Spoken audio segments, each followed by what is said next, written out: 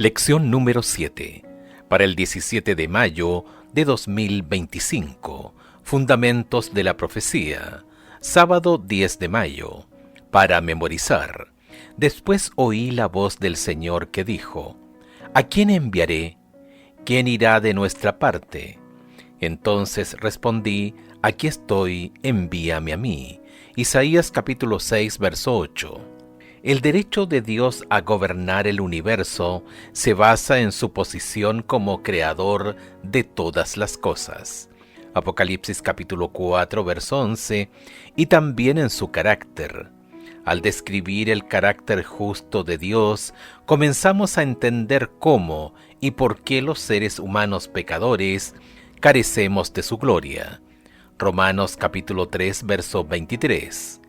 Esta semana nos adentraremos más en la visión de la sala del trono y consideraremos cómo se relaciona la humanidad con un Dios santo y cómo el sacrificio de Cristo nos restaura y nos acerca al trono.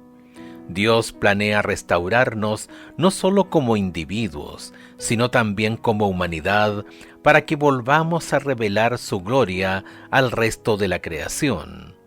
La Biblia contiene importantes pistas que ayudan a entender y apreciar el elevado llamado que Dios nos ha extendido a los pecadores, perdonados y redimidos. La rebelión humana llegará para siempre a su fin. Más que eso, el carácter amoroso y abnegado de Dios brillará incluso con mayor intensidad que en su diseño original para la humanidad. Aunque Dios nunca quiso que la humanidad cayera, a través de la cruz ha revelado su amor de una manera extraordinaria. Domingo 11 de mayo. Aquí estoy, envíame a mí. Hace años, una iglesia decidió renovar un antiguo sótano a fin de que sirviera como un espacio para la confraternización. Una de las primeras cosas que hicieron fue instalar nuevas luces, con la esperanza de que el lugar luciera mejor. Sin embargo, la nueva iluminación le daba peor aspecto, pues revelaba las imperfecciones que antes pasaban inadvertidas. La asombrosa visión que Isaías tuvo del trono de Dios lo hizo dolorosamente consciente de sus defectos. ¡Ay de mí, que soy muerto! Porque soy hombre de labios impuros, que vivo entre un pueblo de labios impuros, y mis ojos han visto al Rey, al Señor Todopoderoso. Se lamentó. Isaías capítulo 6, verso 5. Sentiríamos lo mismo si estuviéramos de pronto ante el Señor. Su luz es suficientemente intensa como para disipar todas nuestras excusas. En su presencia sentimos que estamos perdidos. Isaías recibió la sorpresa más grande de su vida. Escucha Isaías capítulo 6, versos 6 al 8. El profeta sabía que el pecado significa nuestra ruina y que su resultado es la muerte. Pero en lugar de abandonarnos a las consecuencias de la transgresión, nuestro amoroso Dios nos acerca a Él. ¿Cómo terminó ese encuentro de Isaías con Dios y por qué es eso importante? Isaías capítulo 6, versos 6 al 8. Y voló hacia mí uno de los serafines, teniendo en su mano un carbón encendido, tomado del altar con unas tenazas. Y tocando con él sobre mi boca, dijo, He aquí que esto tocó tus labios, y es quitada tu culpa, y limpio tu pecado.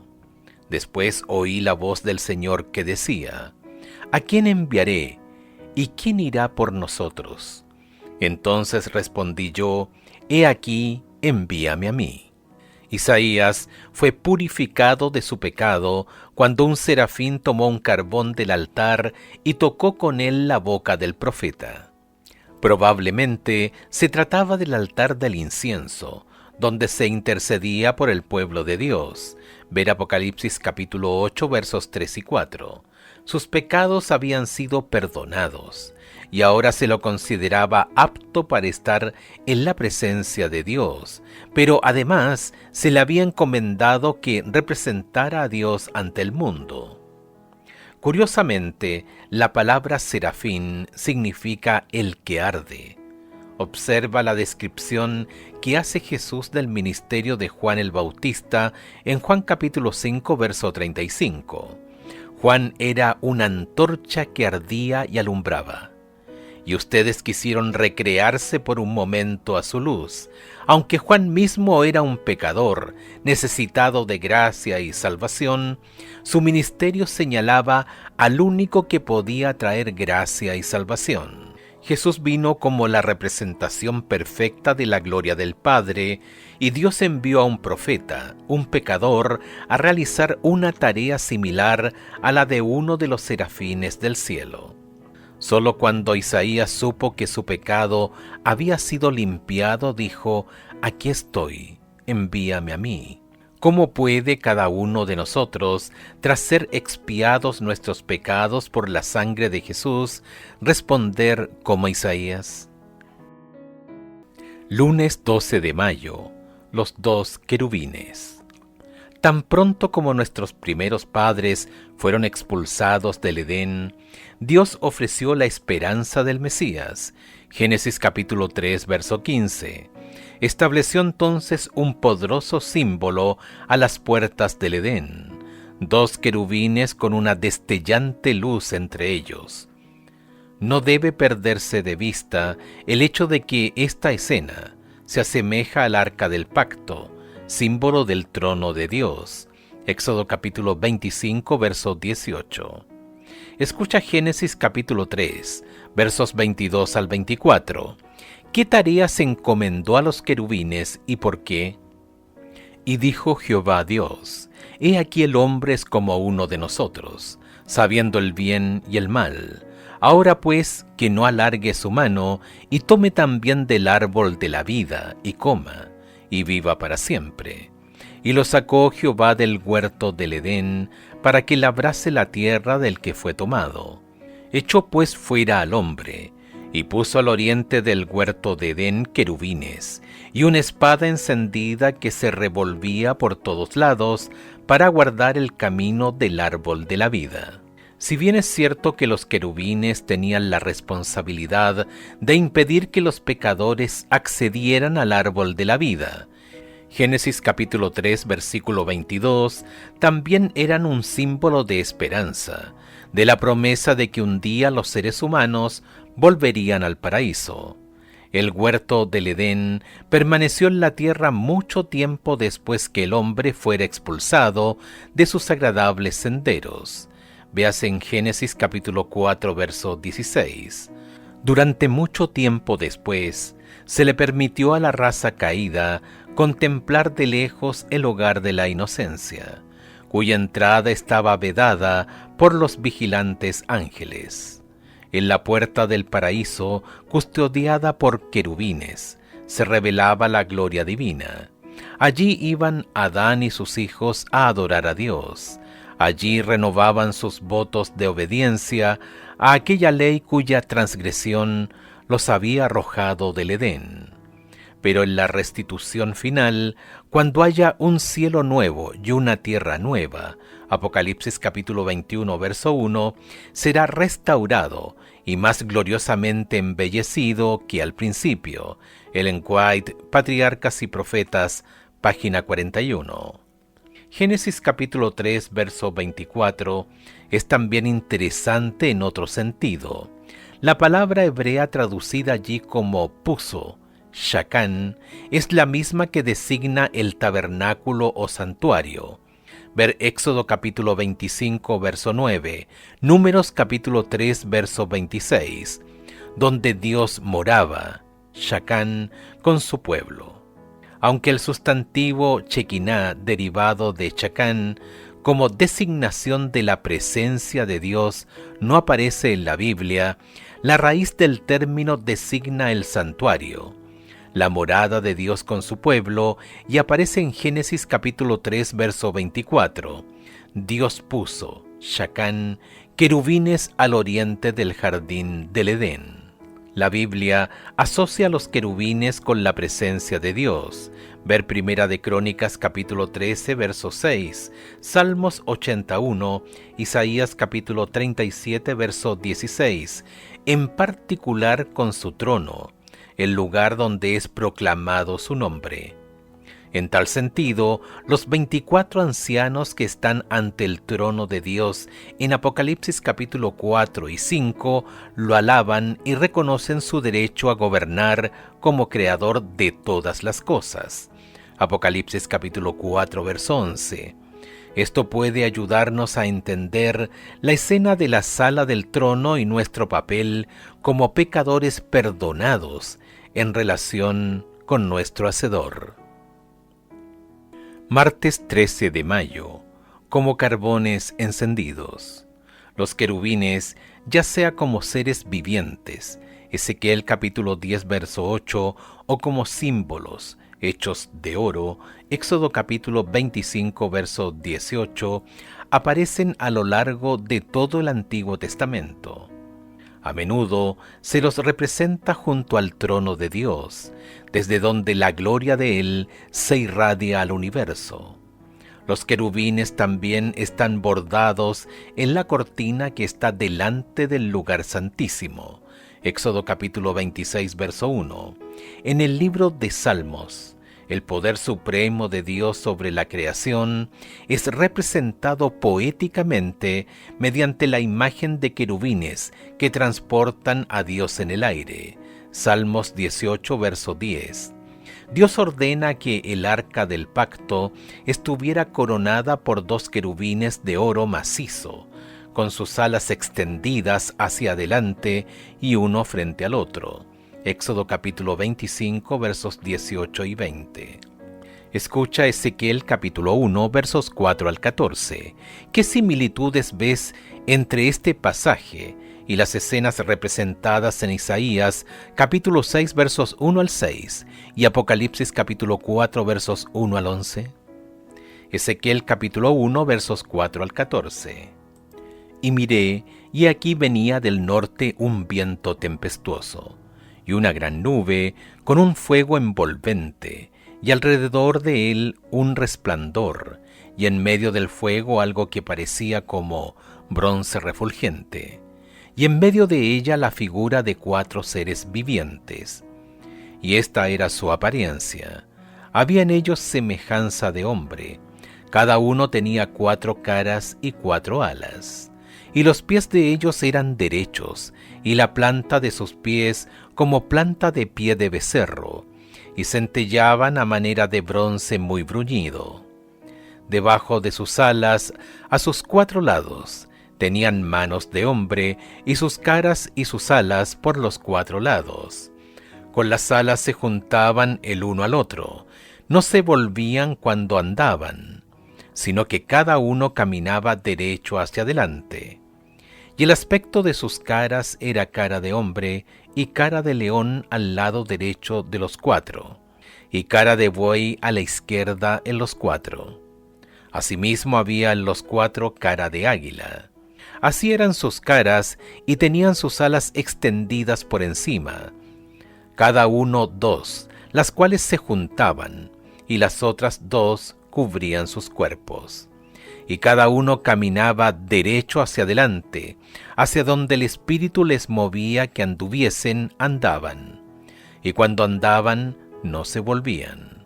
Cuanto a la semejanza de los seres vivientes, su aspecto era como de carbones de fuego encendidos, como visión de hachones encendidos que andaba entre los seres vivientes, y el fuego resplandecía, y del fuego salían relámpagos, y los seres vivientes corrían y volvían a semejanza de relámpagos.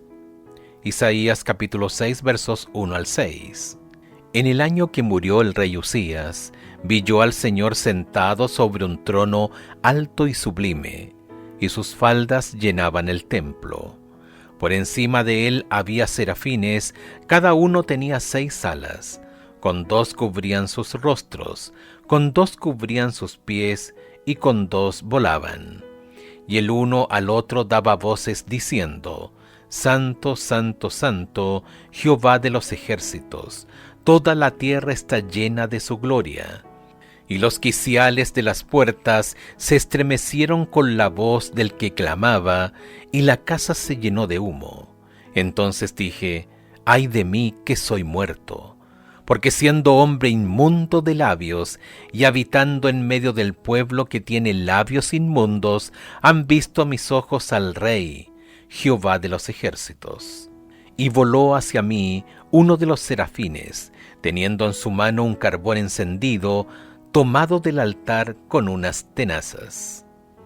Apocalipsis capítulo 4 versos 1 al 11. Después de esto miré, y he aquí una puerta abierta en el cielo, y la primera voz que oí, como de trompeta, hablando conmigo, dijo, sube acá, y yo te mostraré las cosas que sucederán después de estas. Y al instante yo estaba en el Espíritu, y he aquí un trono establecido en el cielo, y en el trono uno sentado. Y el aspecto del que estaba sentado era semejante a piedra de jaspe y de cornalina, y había alrededor del trono un arco iris semejante en aspecto a la esmeralda. Y alrededor del trono había 24 tronos, y vi sentados en los tronos a 24 ancianos, vestidos de ropas blancas, con coronas de oro en sus cabezas. Y del trono salían relámpagos y truenos y voces, y delante del trono ardían 7 lámparas de fuego, las cuales son los 7 espíritus de Dios. Y delante del trono había como un mar de vidrio, semejante al cristal, y junto al trono y alrededor del trono, 4 seres vivientes llenos de ojos delante y detrás. El primer ser viviente era semejante a un león, el segundo era semejante a un becerro, el tercero tenía rostro como de hombre, y el cuarto era semejante a un águila volando. Y los 4 seres vivientes tenían cada uno 6 alas, y alrededor y por dentro estaban llenos de ojos, y no cesaban día y noche de decir, Santo, santo, santo es el Señor Dios Todopoderoso, el que era, el que es y el que ha de venir. Y siempre que aquellos seres vivientes dan gloria y honra y acción de gracias al que está sentado en el trono, al que vive por los siglos de los siglos, los 24 ancianos se postran delante del que está sentado en el trono, y adoran al que vive por los siglos de los siglos, y echan sus coronas delante del trono, diciendo, Señor, digno eres de recibir la gloria y la honra y el poder, porque tú creaste todas las cosas, y por tu voluntad existen y fueron creadas. Ezequiel se encuentra ante un impresionante despliegue del poder de Dios. Se trata de una escena que coincide con la difícil situación en la que se encontraba el pueblo de Dios en ese momento. El pueblo elegido no estaba en la tierra prometida, sino en el cautiverio en Babilonia. Mientras Ezequiel analiza la escena que se le presenta, mira hacia arriba y ve el trono de Dios por encima de todo. Obsérvense las importantes similitudes con otras visiones del trono. Los seres vivientes que ve Ezequiel tienen los mismos rostros que los de la visión de Juan, cara de león, de águila, de buey y de hombre.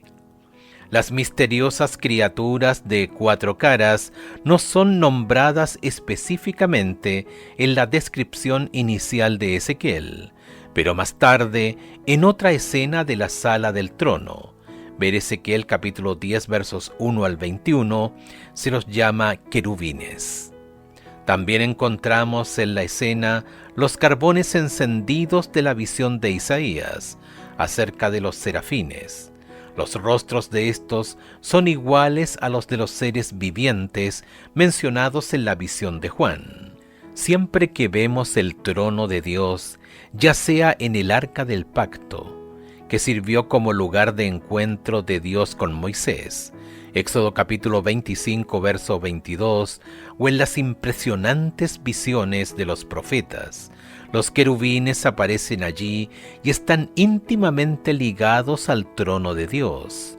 Todas las criaturas de Dios fueron diseñadas para reflejar su gloria, tanto los seres humanos hechos a su imagen como los seres angélicos que están junto a su glorioso trono. Santo, santo es el Señor Dios Todopoderoso. Apocalipsis capítulo 4, verso 8. ¿Cómo te ves en comparación con la santidad de la que Ezequiel es testigo aquí? ¿Qué te dice tu respuesta acerca de tu necesidad del Evangelio? Miércoles 14 de mayo. Dios entre su pueblo. En el desierto, la presencia de Dios en la nube guiaba a su pueblo durante su viaje a la tierra prometida, y hacía que se detuvieran en el lugar indicado por Él y levantaban allí el tabernáculo, alrededor del cual las tribus acompañaban, distribuyéndose a razón de 3 por cada lado. Dios descendía entonces y se instalaba en el lugar santísimo, en medio de su pueblo. Había una tribu principal en cada uno de los 4 lados del tabernáculo. Según Números capítulo 2, ¿cuáles eran las 4 tribus principales? Números capítulo 2, verso 3. Estos acamparán al oriente, al este. La bandera del campamento de Judá por sus ejércitos, y el jefe de los hijos de Judá, Naasón, hijo de Aminadab. Números capítulo 2, versículo 10, sur. La bandera del campamento de Rubén estará al sur, por sus ejércitos, y el jefe de los hijos de Rubén, Elisur, hijo de Sedeur. Números capítulo 2, verso 18, oeste. La bandera del campamento de Dan estará al norte por sus ejércitos, y el jefe de los hijos de Dan, Ayeser, hijo de Amisadai. Nota que cada una de las 4 tribus enarbolaba su propio estandarte o bandera especial para identificarse. Aunque las escrituras no son explícitas en cuanto a lo que había en cada bandera, existe una tradición interesante basada en las características descritas en Génesis capítulo 49 y Deuteronomio capítulo 33, que asigna una cara a cada una de esas tribus. Según la tradición rabínica, el estandarte de Judá tenía la figura de un león, la de Rubén, la de un rostro humano, la de Efraín, la figura de un buey, y la de Dan, la de un águila. De modo que las 4 criaturas vivientes descritas por Ezequiel estaban representadas en estos 4 estandartes. Es posible leer demasiado en la tradición, pero sigue siendo interesante comparar esta con la descripción bíblica de la Nueva Jerusalén, ya que hay puertas que representan a las 3 tribus en cada uno de los 4 lados de la ciudad. Apocalipsis capítulo 21, versos 12 y 13. Las descripciones del campamento de Israel y de la Nueva Jerusalén subrayan un hecho crucial. Dios pretende acercar a la humanidad a su trono. Apocalipsis nos enseña que su templo es el Señor Todopoderoso y el Cordero. Apocalipsis capítulo 21, versos 22. Aunque ciertamente no estamos en el campamento de Israel, ¿cómo podemos acercarnos a la presencia de Dios? Jueves 15 de mayo. La caída de Lucifer. Resulta difícil entender que Lucifer ocupara una vez el puesto de querubín protector, una posición exaltada junto al trono de Dios. Seguramente su existencia habría ayudado a revelar la gloria de Dios al universo. En lugar de eso, comenzó a anhelar la gloria para sí, no para su creador, o para ser más precisos, empezó a imaginar que no se le estaba dando la consideración que merecía. Ezequiel capítulo 28 versos 11 al 17, Isaías capítulo 14 versos 12 al 14, ¿qué provocó la caída de Lucifer? Compara estos pasajes con Apocalipsis capítulo 14 versos 1 al 12. ¿Cómo influye el contraste entre la caída de Lucifer y la elevada posición de la humanidad en Cristo en tu comprensión de lo que ocurre en Apocalipsis capítulo 14? Escuchemos Ezequiel capítulo 28 versos 11 al 17. Vino a mí palabra de Jehová diciendo: Hijo de hombre, levanta endechas sobre el rey de Tiro y dile: Así ha dicho Jehová el Señor, tú eras el sello de la perfección, lleno de sabiduría y acabado de hermosura. En Edén, en el huerto de Dios estuviste, de toda piedra preciosa era tu vestidura, de cornerina, topacio, jaspe, crisólito, berilio y ónice, de zafiro y carbunclo, esmeralda y oro. Los primores de tus tamboriles y flautas estuvieron preparados para ti en el día de tu creación. Tú, querubín grande, protector, yo te puse en el santo monte de Dios. Allí estuviste, en medio de las piedras de fuego, te paseabas. Perfecto eras en todos tus caminos desde el día en que fuiste creado, hasta que se halló en ti maldad. A causa de la multitud de tus contrataciones, fuiste lleno de iniquidad y pecaste, por lo que yo te eché del monte de Dios y te arrojé de entre las piedras del fuego, oh querubín protector. Se enalteció tu corazón a causa de tu hermosura, corrompiste tu sabiduría a causa de tu esplendor.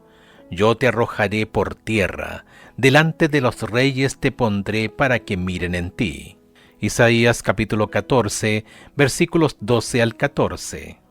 ¿Cómo caíste del cielo, oh lucero, hijo de la mañana? Cortado fuiste por tierra, tú que debilitabas a las naciones. Tú que decías en tu corazón: subiré al cielo, en lo alto, junto a las estrellas de Dios, levantaré mi trono, y en el monte del testimonio me sentaré a los lados del norte. Sobre las alturas de las nubes subiré, y seré semejante al Altísimo. Apocalipsis capítulo 14 versos 1 al 12. Después miré, y he aquí el Cordero que estaba en pie sobre el monte de Sión, y con él 144,000 que tenían el nombre de él y el de su Padre escrito en la frente. Y oí una voz del cielo como estruendo de muchas aguas y como sonido de un gran trueno. Y la voz que oí era como de arpistas que tocaban sus arpas, y cantaban un cántico nuevo delante del trono, y delante de los 4 seres vivientes y de los ancianos, y nadie podía aprender el cántico, sino aquellos 144,000 que fueron redimidos de entre los de la tierra. Estos son los que no se contaminaron con mujeres, pues son vírgenes. Estos son los que siguen al Cordero por donde quiera que va. Estos fueron redimidos de entre los hombres como primicias para Dios y para el Cordero. Y en sus bocas no fue hallada mentira, pues son sin mancha delante del trono de Dios. Vi volar por en medio del cielo a otro ángel que tenía el evangelio eterno para predicarlo a los moradores de la tierra, a toda nación, tribu, lengua y pueblo, diciendo a gran voz: Temed a Dios y dadle gloria, porque la hora de su juicio ha llegado, y adorad a aquel que hizo el cielo y la tierra, el mar y las fuentes de las aguas. Otro ángel le siguió diciendo: ha caído Babilonia, la gran ciudad, porque ha hecho beber a todas las naciones del vino del furor de su fornicación. Y el tercer ángel lo siguió diciendo a gran voz: si alguno adora a la bestia y a su imagen, y recibe la marca en su frente o en su mano, él también beberá del vino de la ira de Dios, que ha sido vaciado puro en el cáliz de su ira. Y será atormentado con fuego y azufre delante de los santos ángeles y del Cordero. Y el humo de su tormento sube por los siglos de los siglos, y no tienen reposo de día ni de noche los que adoran a la bestia y a su imagen, ni nadie que reciba la marca de su nombre. observa cómo Lucifer fue expulsado del Monte Santo, mientras que los redimidos están en el Monte Sión con el Cordero de Dios. Se dice que Lucifer estuvo en el Edén. La humanidad también estuvo allí una vez, pero en contraste con el destino de Satanás, ella está siendo restaurada por medio de Cristo para volver al paraíso. Apocalipsis capítulo 22, versos 1 al 3. En este contexto, la siguiente cita de Ellen White es muy instructiva. Las vacantes que se produjeron en el cielo por la caída de Satanás y sus ángeles serán llenadas por los redimidos del Señor.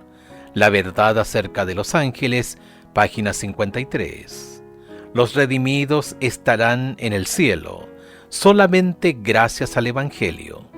De hecho, el tema de la redención se encuentra representado de una manera gráfica en la sala del trono, descrita en Apocalipsis capítulo 4 y 5. Por ejemplo, los ángeles exclaman: «Digno eres de tomar el libro y de abrir sus sellos, porque tú fuiste inmolado y con tu sangre nos has redimido para Dios de todo linaje y lengua y pueblo y nación». Apocalipsis capítulo 5, verso 9. Reina Valera de 1960. ¡Qué imagen del Evangelio! La muerte de Jesús hizo posible la redención de la humanidad.